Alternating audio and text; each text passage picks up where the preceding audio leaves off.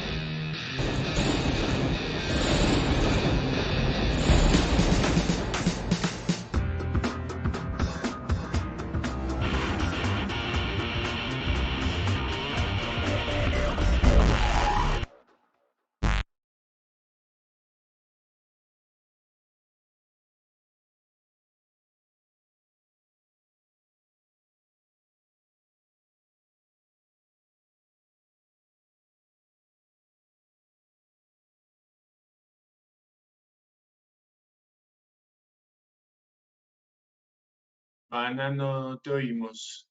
Joana, no te oímos. Gracias, Andrés, qué pena. Striver de Colombia, agente de carga de origen alemán, fundado en Hamburgo hace más de 90 años, establecido en Colombia desde hace 30 años, uniendo la mejor de las ambas culturas. Striver de Colombia, más que un simple movimiento. Entonces, ahora sí, le doy la palabra a Andrés. Bienvenido. Gracias, Joana, y gracias a todas las personas presentes por la madrugada y por estar aquí conectados a este webinar. Obviamente, muchas gracias a la Cámara por abrirnos este espacio para dialogar y para conversar sobre diferentes puntos de la reforma. Por supuesto, esta charla había sido agendada de manera previa a lo que ocurrió el domingo, en donde el presidente de la República anunció el retiro de la reforma. Pero no quisimos aplazar el evento por una única razón, porque creemos que los puntos que se han puesto sobre la mesa y que están pendientes de discusión y de materializarse en un proyecto tienen relevancia y relevancia que nos permite en este momento tener una perspectiva dentro de las compañías, dentro de las empresas y por supuesto dentro de la sociedad para establecer cuál debe ser el actuar de las compañías de aquí al 31 de diciembre o por decirlo mejor, de aquí a la entrada en vigencia de la nueva reforma. Yo, antes de empezar, Mazars y todos los que estamos acá presentes, queremos dejar como premisa principal de esta conferencia que no se trata de una conferencia política ni se trata de una conferencia de posiciones partidistas, simplemente se trata de una conferencia técnica a la luz de lo que podría llegar a ser la reforma tributaria. Y por eso es que nosotros le denominamos a esta nueva versión qué esperar con el retiro de la reforma tributaria.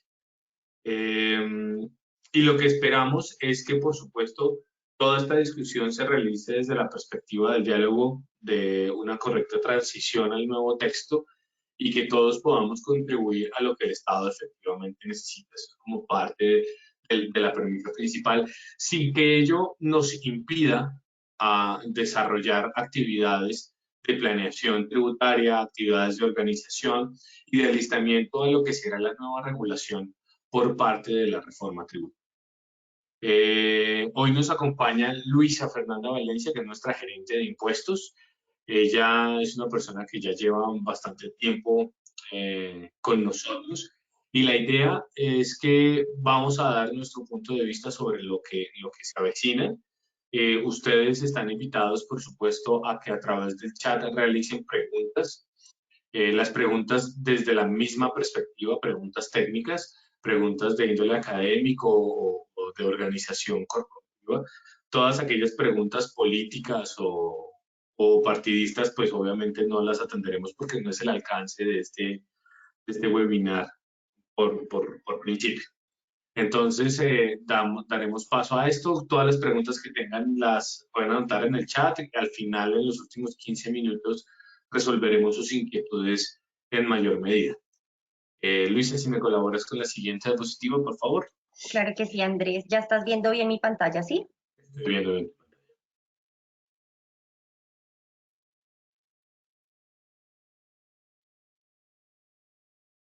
La siguiente de antecedentes, porfa. Gracias. Entonces, ¿qué teníamos? Tenemos una reforma tributaria que efectivamente fue diseñada desde la perspectiva del recaudo. Y desde la perspectiva del recaudo, lo que se buscaba, y esto quiero aclararlo muy bien, más allá de los aciertos que pudo haber tenido el gobierno en su redacción, esta reforma o el modelo de reforma que se había presentado por parte del gobierno atendía al modelo OCDE, es decir, al modelo que la misma organización de la cual hacemos parte y de la que, según vimos en noticias, ya cumplimos un año de ser miembros oficiales de esta comunidad, pues el modelo OCDE implica que la tributación en cada país miembro o el modelo ideal de tributación debe provenir en un 70% de las personas naturales y en un 30% de las compañías.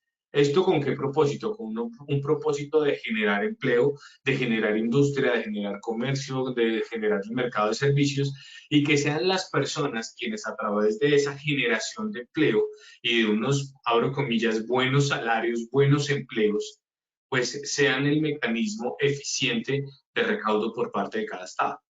Entonces, lo que buscaba la reforma, atendiendo al modelo OCDE, es que la tributación se realice en mayor medida por parte de las personas naturales. Eso era lo que buscaba, y si ustedes lo revisan muy bien, pues obviamente una de las críticas más importantes al proyecto que se tenía era ese. No es de extrañar que este modelo lo tengamos que ajustar, lo tengamos que acoplar, tal vez no en este momento por los temas de pandemia y por los temas de crisis económica que se están viviendo, pero sí es un modelo que se va a tener que ajustar en años siguientes. Entonces, hoy no es el momento, pero tal vez sí lo sea en un par de años, en 4 o 5 años, tender a ese tipo de estado en donde la tributación venga de las personas naturales. Eso es muy importante. Con el retiro de la reforma tributaria, pues evidentemente se trastoca un poco lo que estaba buscando tanto el modelo OCDE como la reforma y surgen nuevas ideas. Pero ¿cuál es el objetivo principal? El objetivo principal es recabar ingresos que le permitan al Estado mantener ciertos grados de inversión social, como lo menciona. Grados de inversión social que pues se encuentran en 3 o 4 figuras que a la luz del proyecto pasado, pues esas 2 o 3 o 4 figuras parecen ser la base del gasto que está proyectando el Estado en atención a que la población no se vea tan afectada con ocasión de la crisis económica actual. Si lo que tenemos que recaudar, entonces, ¿qué es lo que tendríamos que recaudar? ¿Sí? ¿Recaudar más plata de los que ya contribuyen o deberíamos buscar plata de todos aquellos que por alguna razón, bien sea a través de mecanismos de planeación tributaria, en algunos casos agresiva, otros de mecanismos de evasión y otros de mecanismos ilegales, no están contribuyendo? Eso es parte de lo que se debe plantear en este nuevo proyecto, y es llegar a todos los rincones con la tributación. Y por eso, como más adelante lo vamos a ver, una de las buenas medidas o de las medidas necesarias que requiere el proyecto es dotar de mejores brazos a la administración. Yo siempre lo he dicho y creo que no es la primera vez, y quienes ya han estado en un par de webinars míos en el pasado, yo siempre digo que la DIAN es un tiranosaurio rex. Tiene unos dientes muy grandes y tiene unas herramientas muy grandes dadas por la ley, pero no tiene los suficientes brazos para abarcar todo el Estado. Y es el mejor ejemplo. Los brazos de la DIAN son muy corticos para llegar a todos los rincones del país, para llegar a formalizar, para llegar a exigir y perseguir a todos los contribuyentes que no están cumpliendo con sus obligaciones. Lo que necesitamos con esta reforma es institucionalizar a la administración de impuestos con medidas. Entonces, Importante, que eso es parte de lo que estamos viendo, y es que todos los actores políticos y económicos estén involucrados. Creo que cada persona que está en su sector, miremoslo desde la perspectiva de zonas francas, desde la perspectiva de los importadores, los exportadores, los que prestan servicios, los que desarrollan manufactura, los que comercializan, se dan cuenta que en cada uno de sus sectores y sus ramas y subsectores existen mecanismos en donde se pueden ver injusticias desde de índole tributario, y esas injusticias, más allá del problema social y del problema político, pues son injusticias que hay que atacar con medidas tributarias para nivelar a todos con esa justicia y equidad que persigue nuestra Constitución y que persigue la ley tributaria y los principios tributarios. Entonces, si yo estoy pagando impuestos porque soy formalizado, no es posible que exista un comerciante que desarrolle lo mismo que yo estoy desarrollando, pero que no esté formalizado y no pague impuestos, y le va mucho mejor. Es más, tiene empleados con mejores sueldos, pero paga menores prestaciones sociales. Entonces, esa informalidad de la economía es un mecanismo que invita a que todos participemos y pongamos de presente cómo atacar cada uno de esos sectores. Siguiente diapositiva, Luisa, por favor.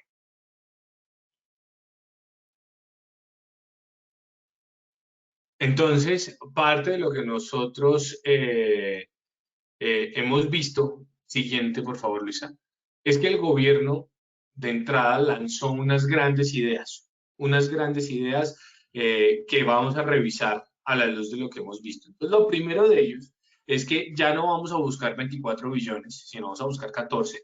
De entrada, porque entendemos, por lo que dijo el nuevo ministro de Hacienda, el doctor Restrepo, a quien creo y considero una persona técnica y académica, con una gran responsabilidad y conciencia, que sé que va a buscar hacer su mejor trabajo en este nuevo cargo. Entonces ya no vamos a tener un gasto interesante en algunos mecanismos de aviación. Ya lo que vamos a centrarnos es en el recaudo social, y lo cual reduce la meta de 24 a 14. Y una de esas primeras medidas es establecer una sobretasa temporal al impuesto sobre la renta. Nosotros acá en Colombia hemos tenido sobretasas bastante. Hemos tenido una sobretasa que estuvo vigente del año grabable 2003 al 2006. Hemos tenido sobretasas que estuvieron vigentes en el año 2010 y otra sobretasa que estuvo vigente algunos momentos con la reforma tributaria del 2016. Todas han sido temporales, y todas han observado ciertas rentas líquidas. Entonces, aquí lo que esperamos y sabemos que va a ocurrir es que, de existir una sobretasa, no va a ser una sobretasa para todas las compañías o personas jurídicas, sino que va a ser una sobretasa enfocada a algunos códigos o algunas actividades económicas, ya lo decía en algunos momentos el ministro, orientadas a aquellas personas o compañías, de la palabra personas, aquellas compañías que efectivamente están o no se vieron tan perjudicadas con la pandemia.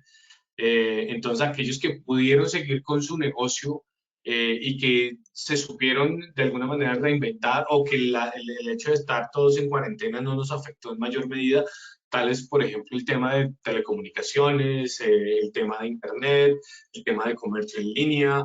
Ese tipo de empresas seguramente serán observadas, y estamos afirmando que tengamos alguna información en ese sentido, pero aquellas que inclusive no perdieron, pues van a tener una sobretasa. Entonces, con una renta líquida bajita va a tributar a una tarifa normal, y aquellos que superen una renta líquida de cierto tope, de ciertas VTs, van a tener unos puntos adicionales en ese sentido. Se establece que de alguna manera pueden llegar a ser 10 puntos porcentuales de tarifa adicional. Entonces, hoy estamos en una tarifa del 31% para este año. Si hablamos de 10 puntos, podríamos llegar al 41% sobre la renta líquida, sobre la utilidad.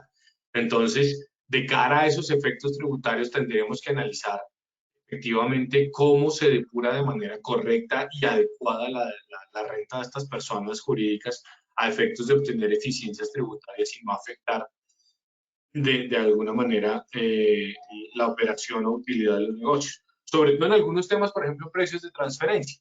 En precios de transferencia, uno de los métodos más utilizados es el método de utilidad, comparando a las compañías terceras, que utilizo como, valga la redundancia, comparables. Pues si yo afecto mi utilidad sobremanera seguramente voy a quedar por fuera de los rangos para los comparables. Entonces es necesario actuar con la ética, con la moral adecuada, pero también es necesario planificar que todo aquello que estemos perdiendo hoy como costo, organizarnos de manera adecuada para que esa sobretasa no nos afecte en mayor medida. Prorrogar el impuesto al patrimonio en forma temporal. Nosotros acá en Colombia ya estamos viendo que el impuesto al patrimonio es un impuesto que tiene el mismo nombre siempre de carácter temporal, pero ya tiene una vocación de permanencia. Podrá ser temporal 2, 3 años para que luego lo volvamos a sacar otros 2 y 3 años. Lo temporal no es la existencia del impuesto, sino la vigencia de la regulación. Y cada 3 años tenemos que renovarla, pero el impuesto al patrimonio ya está, o le cambiamos el nombre por impuesto a la riqueza. Y pues obviamente lo que vamos a creer es que se sigue con la misma suerte, que se liquida sobre el patrimonio líquido, es decir, activos menos pasivos para patrimonios a personas naturales que excedan de 5.000 millones, y creemos que se va a incorporar patrimonios de personas jurídicas, tanto nacionales como extranjeras, materializadas en inversión en el país, en ese sentido. Así inclusive lo plasmaba el proyecto de ley que fue retirado por parte del gobierno. Los únicos activos que serán excluidos serán las acciones, porque las acciones son activos que representan un valor, pero que no necesariamente son activo líquido hoy y que no necesariamente presentan riqueza. Hoy una compañía puede tener un valor muy alto de acciones, pero el día de mañana puede estar en pérdida, entonces es importante tenerlo en cuenta. Otro tema es incrementar el impuesto a los dividendos transitoriamente. En Colombia venimos de un cambio de mentalidad donde pasamos de una legislación que no grababa los dividendos en cabeza de los inversionistas a una legislación que empezó a grabarlos con toda la reticencia y todo el negativismo de los inversionistas, pero ya logramos entender que son actividades diferentes. La compañía realiza una actividad y el inversionista o el accionista realiza otra muy distinta, que es tener inversión. Y las utilidades derivadas de esa inversión, pues son una actividad económica independiente y por ende de tributar. Lo que se buscará entonces, hoy estamos, me corrige Luisa, en una tarifa del 10% en materia de dividendos.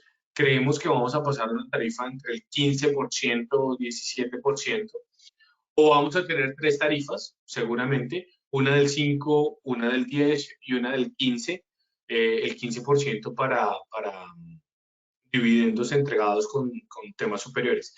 ¿Qué hemos visto nosotros en este tipo de normas? Y es que con la entrada en vigencia de cada norma de dividendos, la nueva norma le aplica a todos los dividendos, incluyendo todos aquellos que se hayan originado en utilidades de periodos anteriores, pero que no se hayan decretado en calidad de exigibles. Entonces, una de las medidas más importantes es, oiga, ¿por qué no se siente en su compañía en este momento y entra a revisar si efectivamente vale la pena decretar, al menos durante lo que queda este año, los dividendos de periodos anteriores que no se han decretado, de cara a que las utilidades de los años siguientes, que tendrán una mayor tarifa, pues tributen a esa mayor tarifa, pero que no corresponden a periodos que no estaban bajo la cobertura de esa ley. Crear una sobretasa de renta de personas de mayores ingresos. Ese es un tema que discutíamos ayer con Luisa y podría ser un tema inconstitucional, porque fíjense que el impuesto sobre la renta es un impuesto que, como su nombre lo indica, grava la renta, grava la utilidad, no los ingresos. Gravar a una persona por su mayor volumen de ingresos tal vez no sea equitativo. Lo que yo tengo que buscar es gravar a las personas por su mayor volumen de utilidad. Entonces, lo que tengo que organizar es efectivamente, y a la luz de la depuración actual del impuesto sobre la renta, esas personas están tributando bajo las reglas de justicia y equidad y cumplen con la perspectiva de el que más gana o el que más utilidad percibe, más tributa. Así debería ser. Hay que tener mucho cuidado con esos temas de gravar mayores ingresos, porque no es necesariamente el que tiene mayores ingresos es efectivamente el que mayor debe tributar. Me explico. Pueden existir comerciantes que desarrollan la actividad bajo su propio nombre como persona natural, que compran en $1.000, pero venden en 1.010. Su utilidad es muy baja. Claro, vendieron en 1.010 y yo lo pongo a tributar por vender, por el ingreso que viene, ahí podríamos tener un serio inconveniente. Deberíamos revisar muy bien el tema de las utilidades. Una buena noticia que menciona el gobierno: no habrá incremento en el IVA para bienes y servicios, ni servicios públicos, ni bienes que ya estaban grabados, y ni tampoco se van a grabar aquellos que estaban exentos, ni las cadenas productivas relacionadas con los mismos.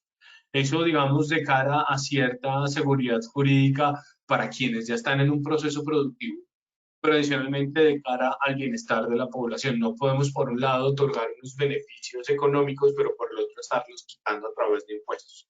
Eso es algo lógico desde la perspectiva de la hacienda pública, no enfocado en ningún gobierno ni en ninguna política ideológica.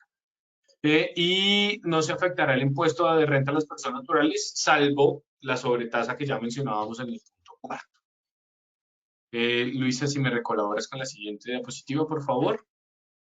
Ahora, por supuesto, dado que aquí tenemos una participación de ciertos sectores, no solo por vocación propia, que es lo necesario, donde todos los sectores deben levantar la mano, sino también ahora por invitación del gobierno, pues estas agremiaciones han presentado nuevas ideas que no están de más. En alguna medida se alinean con las breves ideas que ha expuesto el gobierno, pero que se alinean aún mejor. Si me colaboras con la siguiente, Luisa, por favor. Entonces, las agremiaciones, entre esas la ANDI, pues han salido a decir: oiga, necesitamos tomar medidas que no necesariamente afecten a todos los sectores, pero que sí sean un poco más lógicas desde la perspectiva del recaudo. Entonces, nosotros tenemos la posibilidad hoy por hoy de tomar el impuesto de industria y comercio y tomarlo como descuento o como deducción del impuesto sobre la renta. Para este año estábamos en la posibilidad, me corriges, Luisa, con tanta información que tengo en la cabeza, se me pasa, estábamos en la deducción del descuento o deducción a libre disposición del 50%, o ya empezamos este año con el 100%. No, el 100 empieza en 2022, Andrés. Del descuento, okay. La deducción sí es el 100% del ICA pagado. Ok, gracias. Entonces teníamos una deducción del 100% y un descuento efectivo del 50%. ¿Cuál es la diferencia entre descuento y deducción? Descuento se descuenta directamente contra el impuesto de renta, calculo un impuesto y a ese impuesto le descuento lo que haya pagado a título de impuesto de industria del comercio, o como deducción tomándolo como un gasto dentro de la duración de mi impuesto. Que al final se traduce en recuperar el 31 o 32% del impuesto efectivamente pagado. Con cierta lógica pareciera ser mejor tomar el descuento que tomar la deducción, pero en algunos casos cuando no tengo impuesto a cargo, pues ¿cómo me tomo el descuento? Pareciera mejor tomármelo como una deducción y incrementar la pérdida o disminuir de alguna manera las compensaciones. Pero bueno, lo que propone la ANDI en este caso es, mire, todos debemos contribuir, entonces lo que debemos hacer es tomar ese impuesto de industria y comercio, ¿sí? Y no deducirlo en un 100% de la declaración, sino solo un 50%. Eliminarlo como descuento. Eso pareciera ser un golpe, pero es un pequeño golpe desde el punto de vista tributario. Eso también invita entonces a tener todas las herramientas de recaudo del impuesto de industria y comercio a la mano dentro de las compañías para lograr el mayor beneficio tributario en ese sentido. Lo que propone también este consejo gremial básicamente es una sobretasa del 10% para las personas jurídicas, conforme lo mencionábamos en la diapositiva anterior, muy alineado con lo que el gobierno viene pensando durante 2 años, básicamente 2 años y periodos de reactivación económica. Y adicionalmente, lo que propone es que durante estos 2 periodos se mantenga el beneficio del PAEF, que es el auxilio de la nómina por parte de algunas empresas, de algunos sectores, sobre la base del salario mínimo. Entonces, eso significa que mientras exista el PAEF, existirá sobretasa, digamos, se hace un link. Debe tenerse mucho cuidado, por supuesto, con esta figura, toda vez que es importante tener en cuenta que en el recaudo de impuestos hay una regla constitucional que establece que no habrá rentas de disposición determinada por parte del Estado. Entonces, no es que yo pueda decir desde la ley, esta plata se recauda para este rubro, sino que debo decir que esa plata entrará a la bolsa del Estado y de ahí se tomará para hacerlo. Hay un tema de una tarifa de renta diferencial propuesta también por la ANDI que me parece supremamente interesante, sobre todo en el paso a seguir desde la perspectiva económica, y es la reactivación que todos necesitamos y todos estamos esperando. Y en ese sentido, la tarifa diferencial del 24%, pues es algo que abre la puerta a construir empresa. Y si yo construyo empresa, pues evidentemente genero empleo. Y si yo genero empleo, la economía se reactiva. Entonces, tener una tarifa diferencial del 24% para pequeñas y medianas empresas es interesante. Lo que debemos entrar a revisar es acá la definición de pequeña y mediana empresa. Algunos de los participantes, si están acá, que estuvieron con nosotros en el webinar relacionado con la ley de emprendimiento, los rangos de las pequeñas y medianas empresas son muy altos en el sector manufacturero en materia de ingresos. Entonces, deberíamos entrar a revisar cuáles son los topes que deberían tener ese 24%, porque no estaríamos haciendo nada dejando entrar a un gran volumen de empresas preexistentes a un 24%, sin sobretasa, cuando lo que necesitamos es que aquellas compañías contribuyan. Entonces, es necesario puntualizar eso. Se sugiere la enajenación de activos del Estado. Es importante tener activos por parte del Estado, que el Estado se desprenda de activos. En algunos casos no es tan bueno porque es el respaldo que se tiene desde la perspectiva de bonos de inversión, por decirlo más, por decirlo menos. Pero también es cierto que existen activos que son realizables y que se pueden llevar a una muy buena liquidación en aras del gasto público. Y pues lo importante es que si yo voy a deshacerme de algunos activos, pues en ese recorte, en ese ejercicio también entra el recorte del gasto público. Y el recorte del gasto público va de la mano en quitar cierta burocracia de algunas entidades, ciertos organismos que no son eficientes, ciertos comités técnicos que no toman decisiones, pero que sí están devengando ingresos, y darle de alguna manera incrementar el gasto en la DIAN, pero en el gasto de reforzarla. Luisa, me corriges, creería que este sería mi último punto. Sigues tú, ¿cierto? De acuerdo. Perfecto, entonces le doy la palabra a Luisa para que siga con la exposición. Gracias. Bueno, pues muchas gracias, Andrés. Como veníamos diciendo, este es un escenario como de discusión en donde vamos a identificar, bueno, ¿y ahora qué va a pasar? Justo cuando retiran el proyecto de reforma tributaria, ¿en qué nos deja? Entonces, dentro de las otras propuestas presentadas por el Consejo Gremial Nacional, que acoge a varios gremios, como por ejemplo la SAC, ACOPI, la ANDI, FENALCO, FEDESarrollo, es también tratar de formalizar y ya estructurar un programa para reducir la evasión como medida permanente. No solo buscar el tema del recaudo, sino que buscar dentro de esa reforma estructural cómo tener mecanismos para reducir la evasión en temas de impositivos. Igualmente, dentro de las propuestas que se estaba presentando al gobierno, pues al Congreso, cuando se presentó el proyecto de reforma de ley, era también la simplificación del proceso de tributación y la reducción normativa para tributar. ¿Esto por qué? Porque hacer tan complejo el cumplimiento tributario a los contribuyentes, pues genera escozor y genera preocupación para ellos mismos en el momento en que pues no sabe, hay muchas normas tributarias, están muy dispersas, no sé cómo cumplir con mis obligaciones tributarias. Entonces le dicen, dentro de los gremios le dicen, vea, señor gobierno, señor legislador, a través del Congreso de la República, por favor simplifiquemos el proceso de tributación, porque aquí en Colombia es muy difícil entrar a cumplir con la normatividad tributaria y con las obligaciones tributarias formales y sustanciales que existen. Finalmente, también dentro de las propuestas del Consejo Gremial Nacional, existe que es necesario gravar con impuestos sobre la renta a las grandes plataformas tecnológicas que actualmente algunas solo pagan a través del impuesto sobre las ventas, que es IVA, y no todos pagan.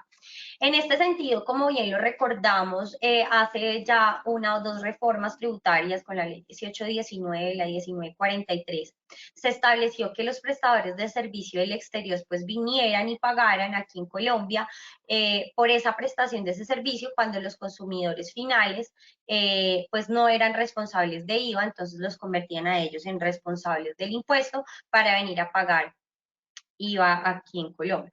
Sin embargo, el Consejo Gremial Nacional establece que deberíamos permitirnos establecer y estudiar la posibilidad de generar un impuesto sobre la renta para esas grandes plataformas tecnológicas que o a veces no pagan por ser prestadores de servicios del exterior, digamos, a través del IVA, o simplemente no pagan en ninguna de las jurisdicciones, pues porque como todo se hace en la nube, pues no hay forma de cómo, digamos, atraer y tener una renta de fuente nacional aquí en Colombia. Listo. Igualmente, traemos a colación la propuesta de reforma tributaria por parte de la ANDI. Es muy parecida y tiene muchos puntos que se cruzan con el Consejo Gremial Nacional. Dentro de ese, pues como ya lo veníamos hablando con Andrés hace unos momentos, era suspender el descuento del ICA del Impuesto de Industria y Comercio para 2022, que para 2022 era del 100%, y mantenerlo en el 50%, y el recaudo que se generaría es del 5.2 billones de pesos. Esto lo ve viable el ministro Restrepo, inclusive en varias noticias en las que ha salido y varias entrevistas que hemos visto por parte de él y varias comunicaciones que ha generado, dice que pues es viable porque pues sí se genera un gran recaudo y que pues la meta de recaudo ahora ya no van a ser los 24 billones de pesos que se necesitaban, sino 14 billones de pesos, y es un punto y una estrategia válida.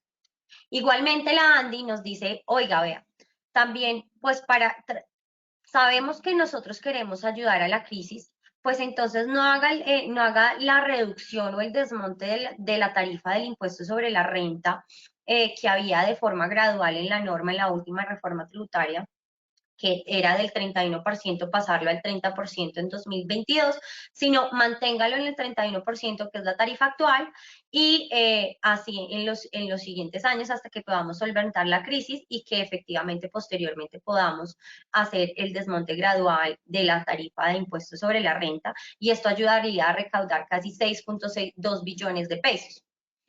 Adicionalmente, nos plantea la ANDI, así como lo planteó el Consejo Gremial Nacional, que para los años globales 2022 y 2023 se cree un impuesto a patrimonio para las personas naturales con un patrimonio líquido superior a 5.000 millones de pesos, y esto ayudaría a recaudar casi 1 billón de pesos adicional en materia de impuestos. Como lo hemos venido pues mencionando, hay muchas personas, digamos que lo que lidera en este momento la bandera del ministro de Hacienda en este porciento es que lo que él busca, y lo que hemos visto en varias noticias y en sus comunicaciones, es que el 1% de las personas más ricas de la población colombiana pues entren a tributar y entren progresivamente a aportar a las arcas del Estado. La ANDI, a su vez, la ANDI divide en tres, digamos, su planteamiento de reforma tributaria, que fue las medidas de recaudo, que son las formas directas para poder aumentar el recaudo en materia tributaria, unas medidas permanentes y unas medidas ocasionales, otras medidas que se pueden estipular para mejorar ese recaudo y llegar a los 14 billones de pesos, que muy bien el ministro ha establecido la nueva meta de recaudo.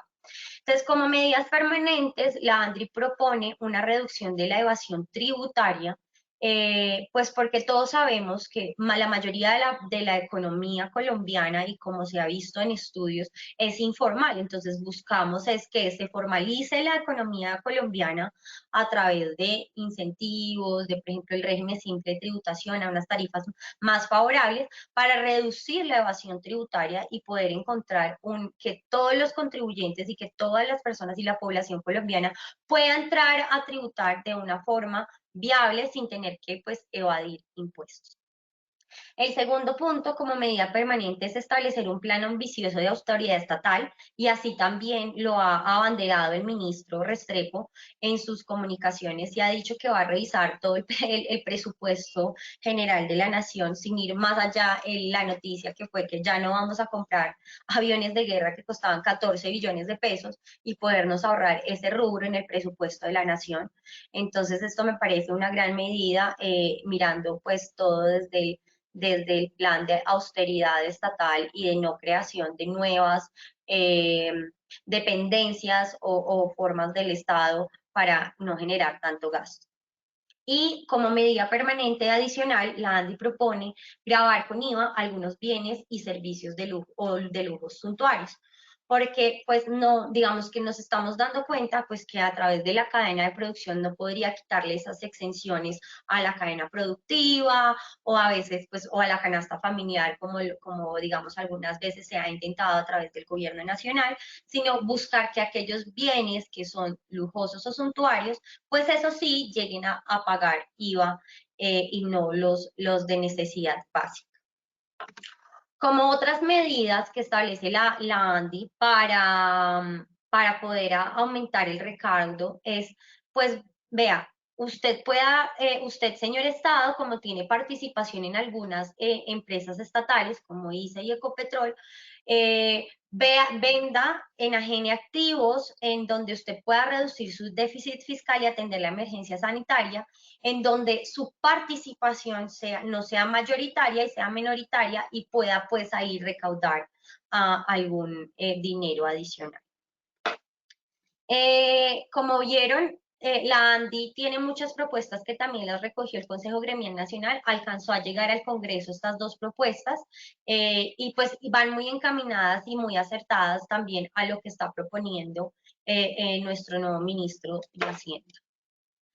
Igualmente, traemos a colación la propuesta y digamos lo que ha hablado FENALCO, que es el gremio de los comerciantes respecto de la reforma tributaria.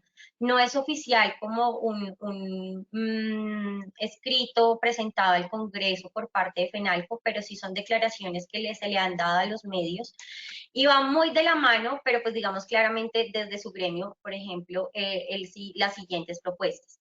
Entonces, el FENALCO establece y dice, vea, hay 3 días sin IVA, de esos 3 días sin IVA, elimine 2 y solo deje una jornada de días sin IVA, porque ahí podríamos ahorrarnos casi 1 billón de pesos. Entonces, no, solo deje una jornada por año, deje esos bienes exentos solo una vez y elimine esos otros 2 días sin IVA. Ustedes se dan cuenta que eso quería promover, digamos, el consumo, que hubiese pues mejoramiento de la economía, el tema por COVID.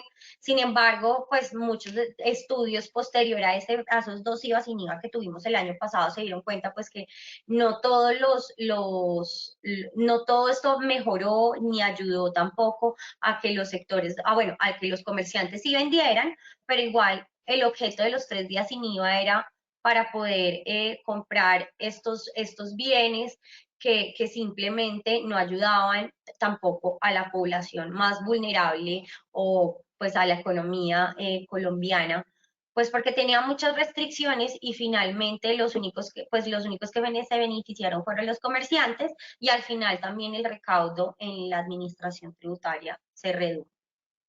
Como segunda propuesta, igual que lo mencionó la ANDI, igual que lo mencionó el Consejo Gremial Nacional, es aumentar la austeridad y reducción y mirar un plan de reestructuración del Estado y reducción del Estado, porque hay mucha estructura, hay muchos puestos, hay muchos cargos, hay mucho gasto público, y en este momento lo que buscamos es austeridad. El FENALCO, igual que la ANDI y que el Consejo Gremial Nacional, está de la mano, que dice que que suspender la medida del descuento del 100% de ICA, dejarlo al 50%. Y también está de acuerdo con aumentar el impuesto a los dividendos a un 15% a aquellas personas que reciban como dividendos ingresos mayores a 65.000 millones de pesos. Sin embargo, pues digamos, personalmente me parece que es un poco alto. Digamos que muchas personas se quedarían por fuera de tributar. Sin embargo, pues esto también lo está recogiendo el ministro de Hacienda, pues con el gobierno nacional para la nueva estructuración del nuevo texto de reforma tributaria. El FENALCO también está de acuerdo con vender activos del Estado y adicional crear un impuesto al comercio electrónico en las plataformas extranjeras, que actualmente existe una exención para las compras inferiores de $200. Esto bajo el argumento que cuando se compra por plataforma nacional, se grava con IVA a ciertos bienes, y mientras que si tú compras a plataformas del extranjero, pues tienes exenciones tributarias, pues no están grabadas. Bueno, hasta ahí digamos que las propuestas que nos traen los gremios, qué es lo que está pensando el gobierno nacional plantear en nuestro nuevo texto de reforma, que busca ya en un recaudo tan alto, que si bien tenía muchas cosas buenas el proyecto de ley de reforma tributaria en tema de sostenibilidad, de protección social, de ayuda a las personas de menores ingresos, pues tenemos que ser realistas, y es que en este momento pues no se puede hacer de forma estructural al 100% una reforma, sino que lo que hay que buscar es reducir el déficit fiscal, que ya es la plática que nos gastamos, y buscar buscar para que el gasto público se pueda solventar. Sin embargo, nos quedan algunas dudas. Por ejemplo, el gobierno nacional, ni nuestro nuevo ministro, ni el Congreso, pues nos han hablado sobre varios temas, y no los han puesto sobre la mesa, como por ejemplo algunas eliminaciones que se venían dando de rentas exentas en el pasado proyecto de reforma tributaria. Si ustedes alcanzaron a estar con nosotros en nuestro webinar antes de cuando se presentó el proyecto de ley, el proyecto de ley 594 traía unas eliminaciones y derogatorias de rentas exentas que afectaba, digamos, a varios sectores de la economía. Dentro de esas estaban las siguientes. En el proyecto de reforma, en el texto que se había radicado en el Congreso, expresamente se decía como las únicas rentas que quedan son las siguientes, solamente un literal, y se eliminaban todas las rentas exentas del artículo 235 rayados como las siguientes. Todas aquellas empresas que se encontraban en economía naranja, todas aquellas del desarrollo creativo y artístico, las iban a eliminar. Todas las rentas agrícolas y el desarrollo del campo colombiano que estaban exentas, la iban a eliminar. Y todo el tema del desarrollo y la generación de energía con fuentes no convencionales de energía, como es la energía solar, biomasa, y el tema de ponerle renta a la utilidad en la enajenación de los predios para las unidades de vivienda de interés social y viviendas de interés prioritario. Vemos que el gobierno nacional no se ha pronunciado sobre este tema, no sabemos qué va a pasar en el nuevo texto de reforma tributaria, lo cual, digamos, es algo preocupante porque esto nos genera varias preguntas, y es, ¿qué va a pasar con nuestra reforma tributaria? Es cierto que tenemos que tener recaudo, que tenemos que solventar la crisis, pero bueno, esto nos va a generar que vamos a poner una balanza y vamos a preferir el recaudo versus la inversión extranjera directa o versus la inversión nacional que se haga en Colombia en estos diferentes aspectos que traía pues el estatuto tributario y que tiene en este momento como rentas exentas. Entonces, por ejemplo, nos queda la duda, oiga, en economía naranja, una bandera del gobierno de nuestro presidente Iván Duque, que es aquellos incentivos de renta exenta por 7 años a industrias de valor agregado tecnológico y actividades creativas, las iban a eliminar. ¿Qué va a pasar con esto? Vamos a desincentivar ese sector, el sector de desarrollos de software, temas culturales, actividades creativas, por aumentar el recaudo. El tema del desarrollo del campo también es importantísimo. Ustedes saben que Colombia, pues necesitamos mucho desarrollo en el campo, infraestructura que aún no tenemos frente a otros países más desarrollados. ¿Se sacrificará entonces el desarrollo del campo colombiano por aumentar el recaudo para financiar nuestra crisis económica? Nos queda esa duda porque nada se ha hablado sobre ¿Qué pasa con esas rentas exentas que inicialmente en el proyecto radicado en el Congreso, el proyecto de ley 594 de reforma tributaria, se habían eliminado?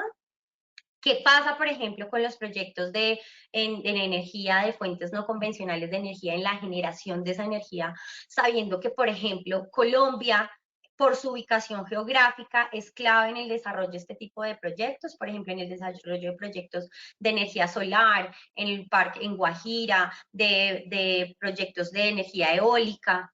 ¿Qué pasa? Sabiendo actualmente tenemos mucha inversión extranjera directa en materia de proyectos de fuentes no convencionales de energía, es un desincentivo y es un retroceso para la inversión de nosotros. Igual es una inseguridad jurídica frente, por ejemplo, a los actuales proyectos que se están desarrollando y que de un momento a otro pues nos llegue la reforma por tener y por querer generar aumento del recaudo en materia tributaria, pues desincentivar a estos sectores y a estos, digamos, potenciales desarrollos que tenemos en Colombia para avanzar y para nosotros tener también inversión extranjera directa, para desarrollos también en temas de energía, que ya no sea solamente de combustibles fósiles.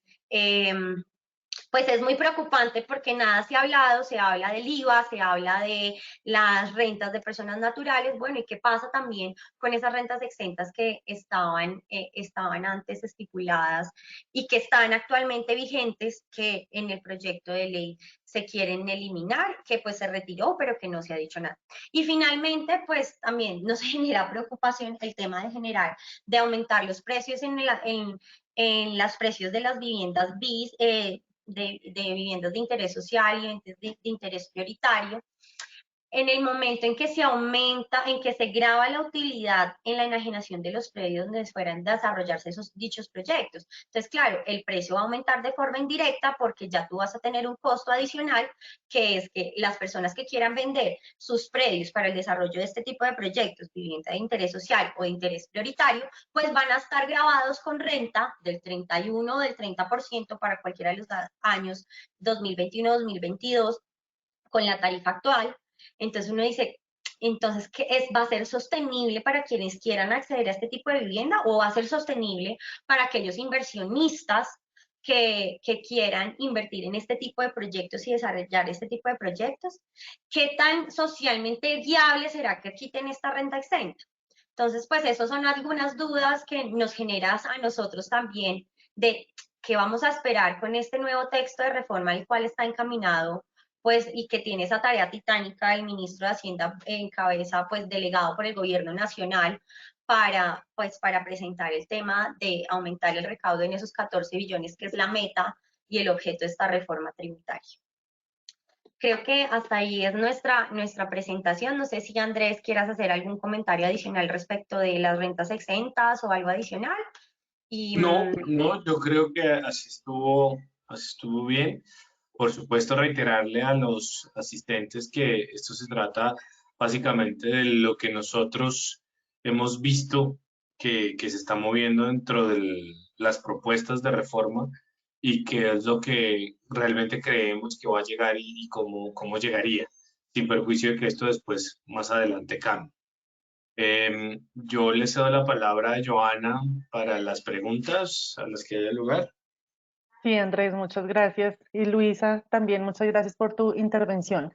Tenemos una pregunta. ¿Se falló en las estrategias de comunicación sobre bondades, beneficios y detalles de la reforma? ¿Y ustedes visionan que habrá acuerdos reales y realizables en la nueva? Sí se falló porque cuando uno va al texto de la reforma no solo traía eh, eliminación de beneficios o grabación de algunos bienes o incrementos en el impuesto, también traía algunos beneficios interesantes. No era lo que más predominara en el texto de la reforma, pero sí traía unos beneficios muy buenos que efectivamente no se socializaron. El tema de la generación del primer empleo, el tema del descuento del pago para fiscales en algunos escenarios, el tema del apoyo a ciertas compañías a través del PAEF, traía unos beneficios que no se socializaron, simplemente el gobierno dijo es necesario para la inversión social. Cierto o no cierto, digamos, no somos quien para decirlo, pero sí faltó hablar de las bondades y creo que algo en lo que pecan todos los gobiernos de todos los estados es que parten del supuesto que los contribuyentes son expertos tributarios. Entonces, al partir de esa premisa, y si yo no explico qué va a pasar con la tributación, cómo puede hacerlo mejor, cómo lo puedo hacer más eficiente, pues ahí vamos a tener ciertos inconvenientes o problemas. Pero creo que le faltó. Y si vamos a lograr acuerdo, pues yo creo que la idea es que lo logremos, por supuesto, y que lo logremos hacer en la mejor manera y de la mejor manera. En principio creo que las puertas están abiertas, tanto por lo que socialmente viene ocurriendo en nuestro país como por lo que políticamente y de manera de gasto de hacienda pública se requiere. Eso es básicamente lo que habría que decir. Gracias, Andrés. Tenemos otra pregunta. ¿Se prevé algún cambio para zonas francas? Sí, en algún momento se estableció que las zonas francas, se estableció que existían muchas zonas francas en Colombia. Por supuesto, sabemos que había un boom de zonas francas generado en el gobierno de Álvaro Uribe, en donde se generaron bastantes.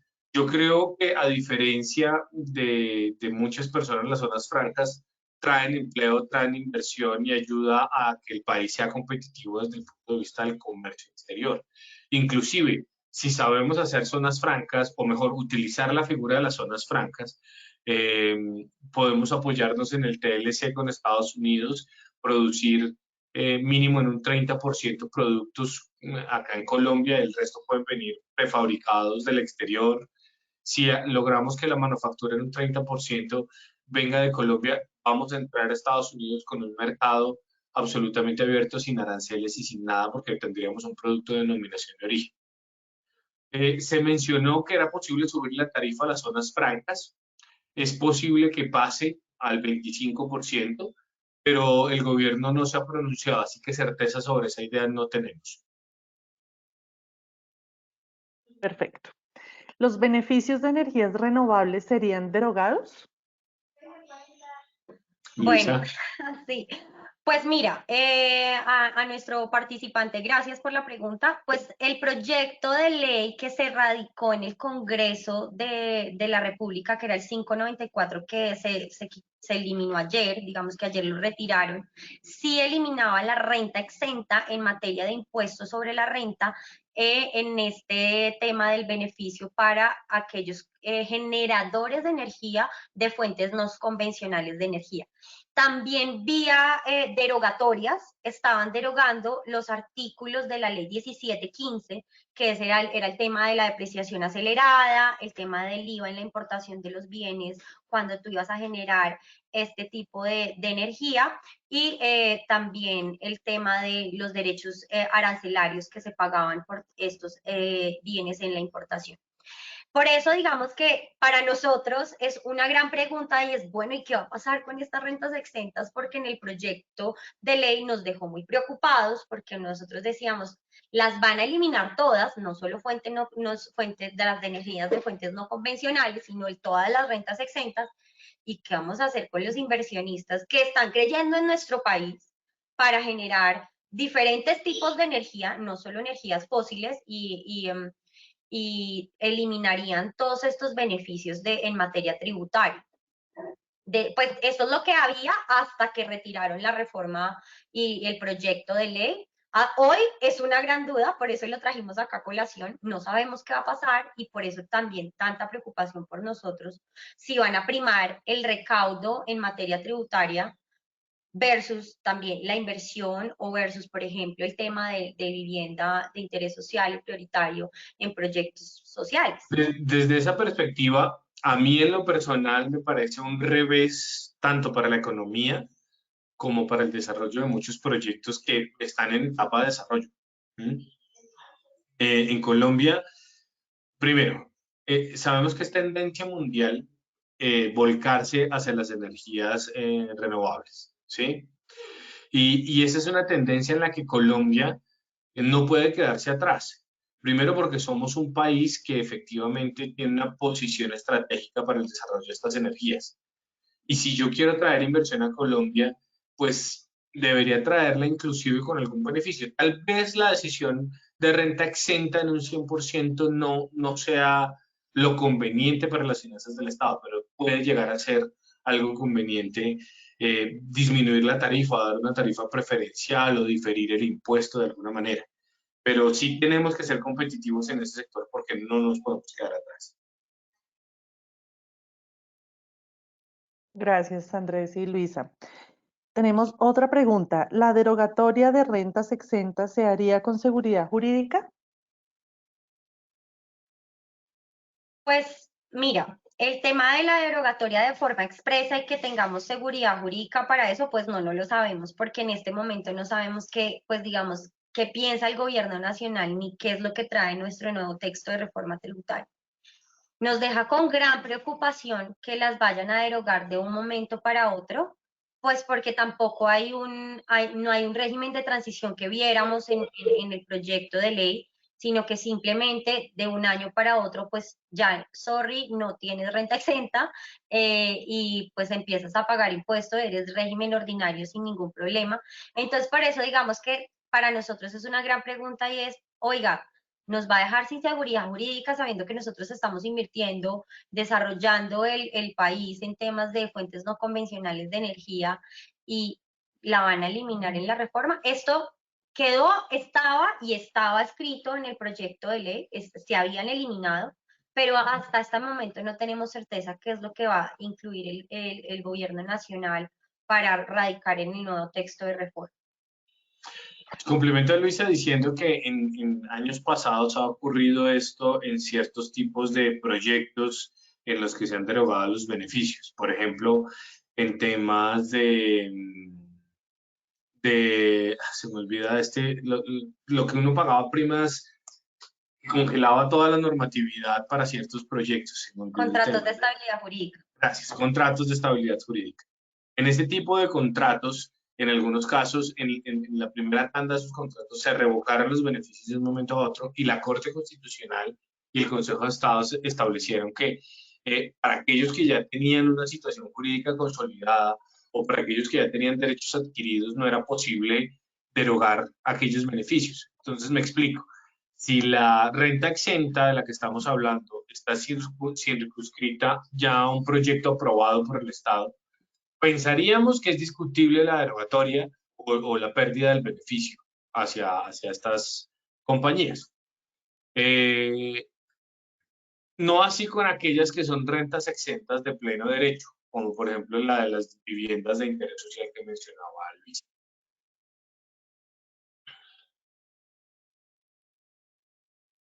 Bueno, perfecto. Tenemos otra.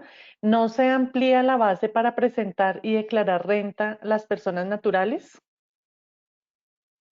En principio no. Creo que ese fue la gota que rebosó la copa de lo que está pasando en nuestro país. Entonces, lo que se establece es que si se va a afectar a las personas naturales, va a ser a las personas que tengan, dice dice el texto de lo que propone el gobierno, mayores ingresos. Prefiero utilizar el tema de mayores utilidades. ¿Vale? Perfecto. Y tenemos una última pregunta, Andrés y Luisa. ¿Habrá amnistías en esta reforma? Sí, no. Sí, dale Andrés, tranquilo. Sigue. No, dale Luisa, y yo te complemento al final. Dale, no, pues lo que vimos en el proyecto de ley es que sí hay un proyecto de normalización tributaria, digamos que amnistías, ustedes saben que sería como inconstitucional, pero se llama proyecto de normalización tributaria, en donde efectivamente pues los activos que omitiste o los pasivos que incluiste de forma errónea en tus declaraciones tributarias y estaban proponiendo que se declararan una única vez el 25 de septiembre a la tarifa del 17%. Digamos que eso era lo que traía nuestro texto de reforma que se retiró.